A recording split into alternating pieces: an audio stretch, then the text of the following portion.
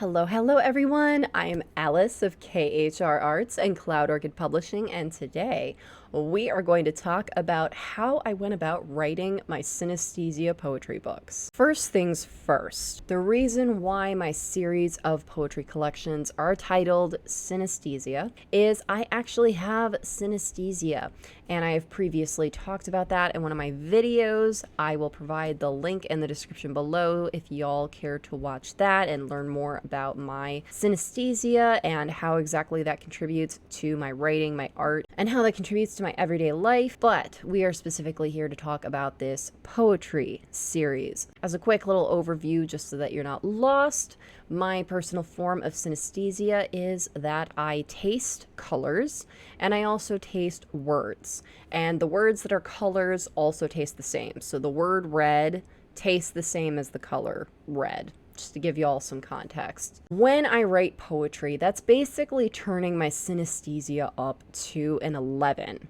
It does have a lot of impact on my regular writing when I'm writing novels or when I'm writing short stories, in that I do love to use a lot of color in my descriptions, as well as there are certain words that I really enjoy using because they taste good.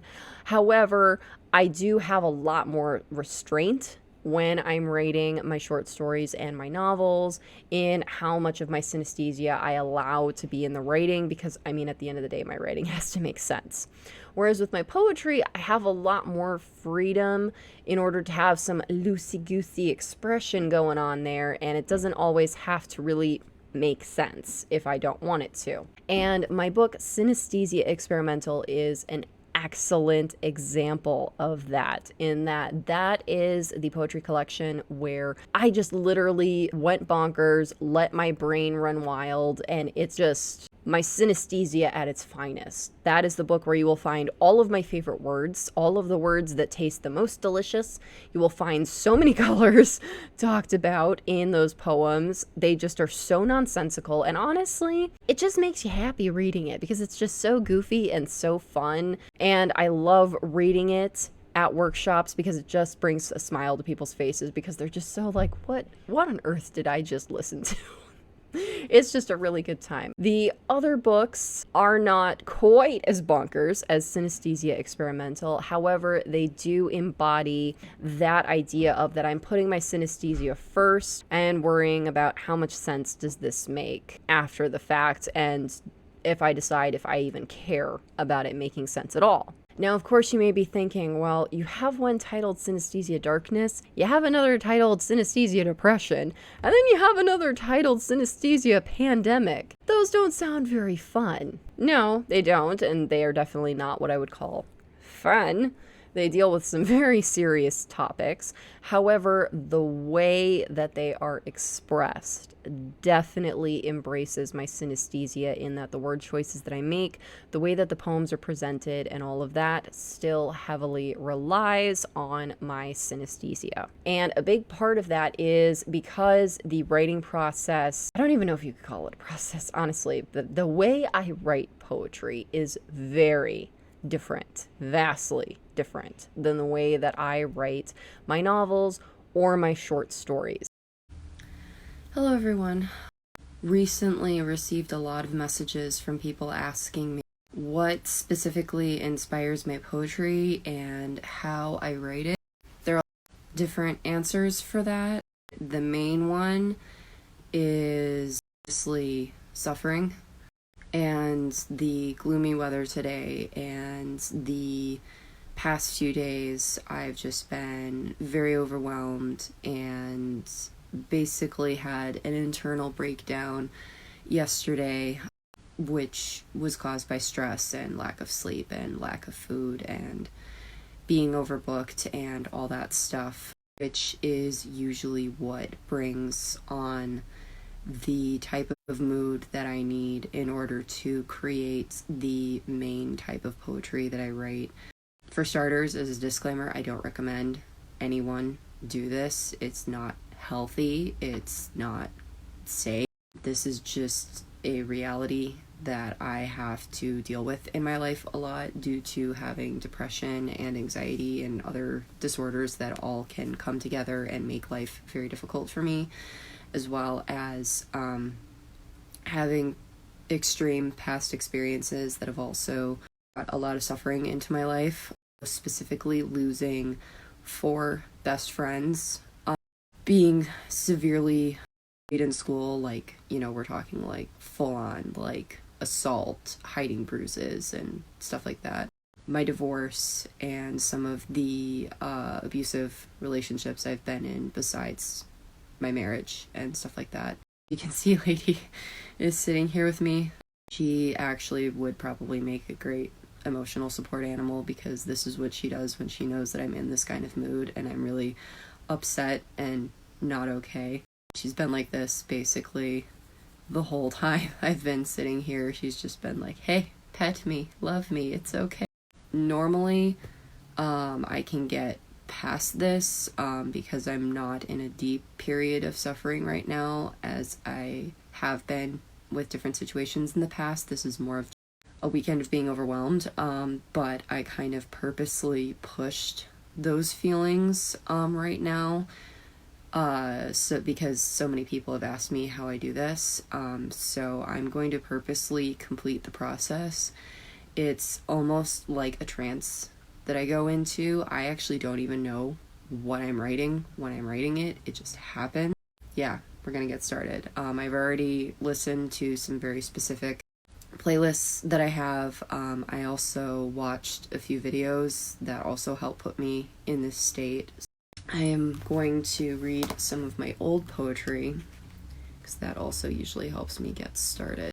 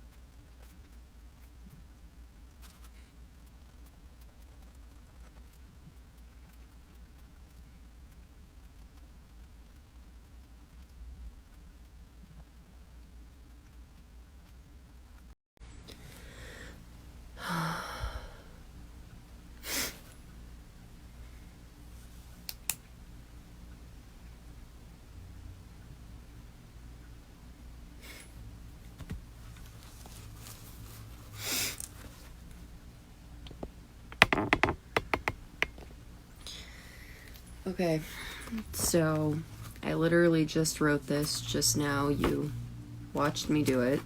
This is not pre-written. I never pre-write my poetry. It doesn't work that way.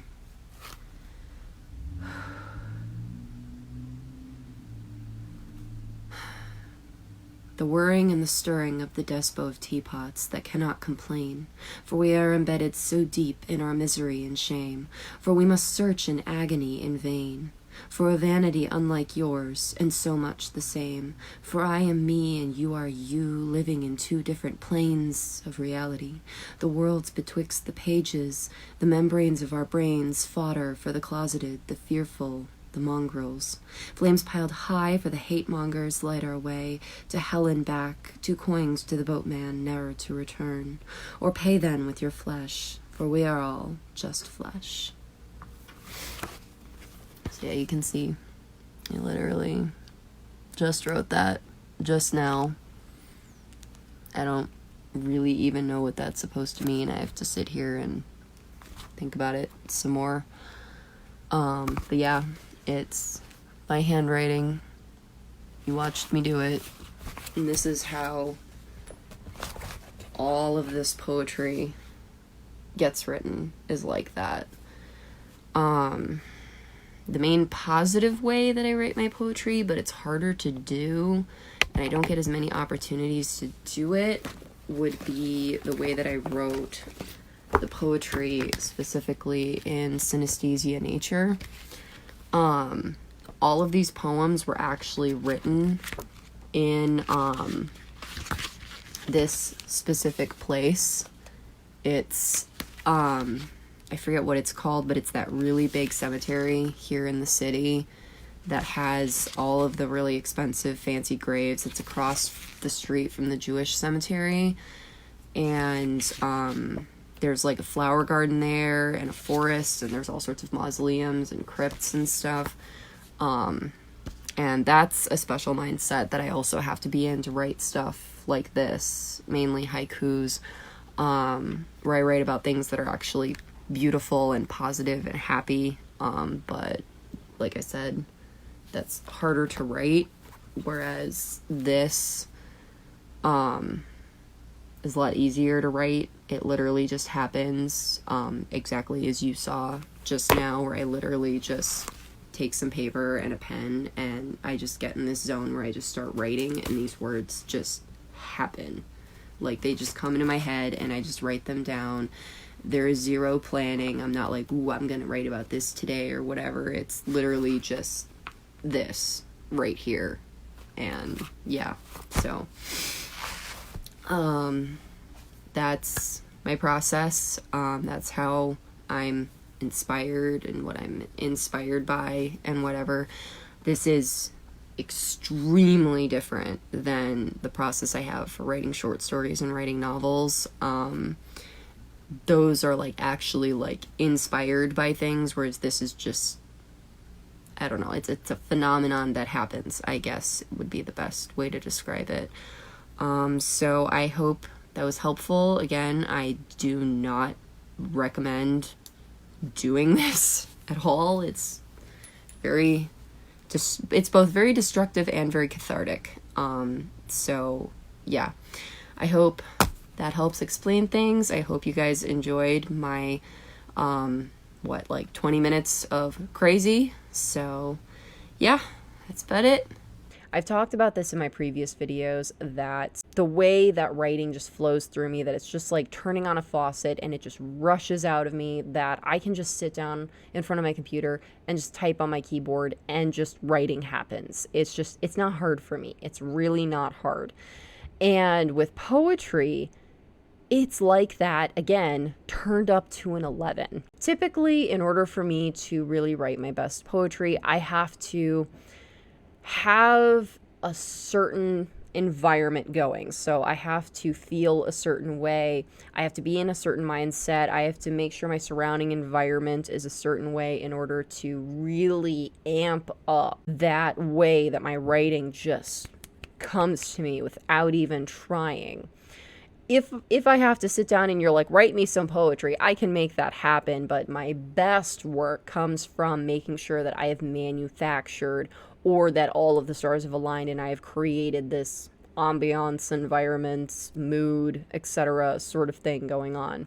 And in my later years, I haven't written as much poetry due to the fact that also my mental illness and specifically my depression are very closely linked to my poetry as well. And that a lot of times I write my best poetry when I'm in a super depressive state. And not even like depression isn't sad. I call it my nihilism spiral. Whenever I'm in a nihilism spiral, I just feel numb. I don't feel anything. I don't care about anything. I don't want to do anything. It's just kind of like just boop, just flatline. I don't know why, but I write some of my most profound poetry when I'm in that state. And as I've gotten older, I have done all that I can to reduce my nihilism spirals, because, I mean, let's be real, y'all, they are not good for me. People who glorify mental illness as some sort of like magical thing with being a creative person, I mean, that's just a one-way ticket to really bad things happening. It's not healthy and it's not good. So I minimize it as much as I can. However, I do sometimes manufacture it where I call it standing on the edge, just standing right on the edge of the abyss, where I can feel those same feelings of that I'm about to go into that nihilism state, but I'm going to keep myself from going over the edge. And it's a very tricky process. And again, really not the healthiest thing, but it gets the job done. And so with that, I have described it as, it basically feels like this very weird almost hypnotic state of mind where when I'm writing my short stories or my novels, it's like watching a movie in my head. I can see everything. I can see the characters. I can see clear as days if they're standing in front of me, what they look like, what their voices sound like, what the environment around me looks like, just everything. It's like a movie, just like a total 360 movie in my head playing, and I'm witnessing it and I'm recording it by writing it and sometimes drawing it. However, with my poetry, I'm actually not aware of what I'm writing until after I've written. A lot of times also, nowadays as an adult, these are my arthritis gloves. I also struggle to write by hand. It's difficult for me to do now. My hands are very stiff from years of writing and drawing and all that jazz, as well as my handwriting is just garbage at this point. But my poetry does work better when I write by hand, and I can honestly say that the majority of the time when I'm writing poetry, I don't actually know what I'm writing until I'm done, when I have completed the hypnotic episode, and I stop and I put my pen down and I go back and I look at the paper and I'm just like, what is this? Because that's usually my first impression of looking at my poetry. I'm just like, okay, what on earth is this? This is something. This is a whole lot of crazy is what this is. And people who have physically watched me write my poetry, like in the same room as me writing it, they have also said that it's very much like a hypnotic state, that it's very weird to watch, and it's like I'm woohoo, nobody's home. And it's a bizarre experience, and it's honestly the best that I can describe it. And because of the way my mind works with my synesthesia, with my mental illness, and then with this weird state that I can achieve with creating, that's why a lot of I do have some friends who enjoy, dabbling in the we're going to call them extracurricular activities, particularly, that involve seeing colors and being in an inebriated state of sorts, have actually gone out of their way to tell me, they're like, girl, please do me a favor, please never do the drugs. They're like, please don't. And I can honestly attest, the whole don't do drugs, kids. Like, I've never done any extracurricular activities in my entire life, nor do I ever plan to. And not just because my friends told me not to, but, for my own personal reasons. But yeah, my friends have told me, they're like, the way you are just living your life and existing, and especially when I'm being creative, that state of mind I'm in, they're like, people do extracurricular activities in order to achieve that same mindset that you just have, just being you. And I'm like, wow. That's a little crazy to think about, that I live my life on a daily basis and my brain may as well be on extracurriculars all the time. Weird thing to wrap your brain around when people tell you that. I guess it's probably similar to when colorblind people for the first time put on those glasses that show them like what the world actually looks like what colors actually look like. I'm sure it's probably something like that it's like, when I sit down and really think about it, I really can't relate to the way that most people sit and have a thought, I guess, is really the best way to put it. Just the way that my brain works is just so absurdly different. And it's just, it becomes painfully obvious when I start talking about my creative process and the way that my brain works for all these different things and the way that I see things and all that. It just becomes very obvious that it's like, one of these things is not like the other. And that's why it was hard for me when I was first starting out. I was, newly published author, so excited about it, doing interviews for the first time, and a lot of people were asking me, what inspires you? What's your writing process? How do you get these ideas? How does this work? Da da da. And I'm like, I don't know. It just is. My brain is just like, things, yay. And that's not a proper answer for an interview. I can tell you that right now. My first few interviews, my answers were less than helpful. And I had to kind of learn to better describe the way that I go about all those things and how all that fits together and what exactly even is my creative process, because until I actually sat and thought about it, I was just like, it just is. I don't know. Don't you just see visions in your head and just suddenly your brain just shuts off and you're not there anymore, but you're still writing? I don't know. But yeah.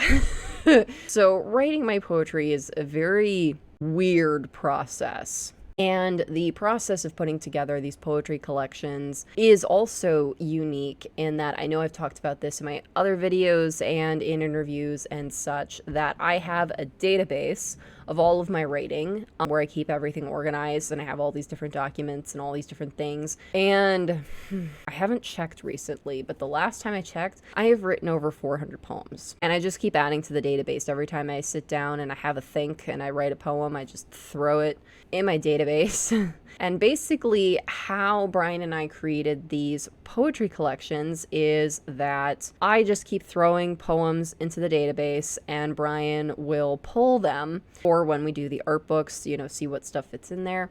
But specifically for the poetry collections, we kind of wait until I have a good chunk of poems that all fit together in some sort of theme. Synesthesia Pandemic is the only poetry book where I've actually sat down and specifically written poetry in order to fit a particular project that we were putting together.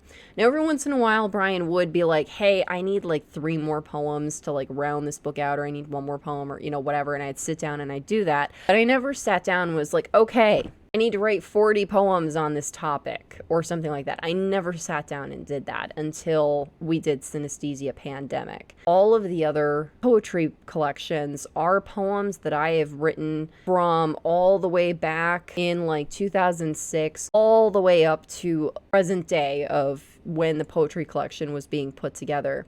And it was literally me just going through my database of poems and being like, oh yeah, this fits this theme, this fits this theme, da da da da. I would just kind of notice a pattern after a while that I'm like, wow, I have a lot of poems that are kind of about this or kind of about that. And I would just start combing through them all and being like, okay, these all fit together, da da da. And once I had enough of them, then I'd be like, hey, Bryan, let's make another poetry collection. Here's the theme, here's all the poems. And then he would take it and he'd be like, hey, I have these photographs. I think these will all go together and just make it be a book. Or in the case of Synesthesia Darkness and in the case of Synesthesia Fables, I actually made the artwork specifically for those poetry collections. So that artwork was specifically made for those projects in order to put together with the book. But all of the other poetry collections where I literally was just like, hey, Bryan, here's some random poems, do whatever. And then he just decided what photos he wanted to use and what kind of story he wanted to tell alongside the poems. And then that's how those books came to be. So most of them were very much a collaborative process, especially Synesthesia Pandemic. A lot of the poems, me and Bryan actually went back and forth where we had working like Google Docs where I would type a line and then he would type a line and then I would type a line and so on and so forth, which was really fun. Made it painfully obvious for Bryan that like he would take a while, a few days or even a week to come up with another line, and then I'd just be like, oh, Bryan wrote something, and he was just like, can you hold off, like, just so I can breathe?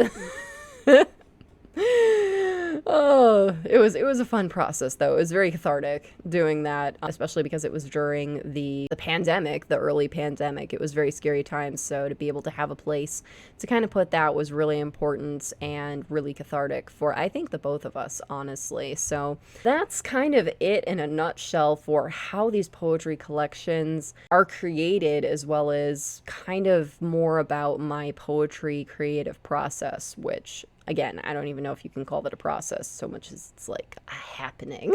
It just kind of happens at me. But yeah, y'all, my poetry is just something else, and I hope that y'all will check it out. I've got so many different poetry collections. I still plan on creating more poetry in the future. I've just been taking a break just because, I mean, we've written 7 collections now, and I've just been focusing on some other projects, but definitely will be more in the near future. So I want to thank y'all so much for watching. If you like this video, please be sure to give it a like, and if you're new, subscribe.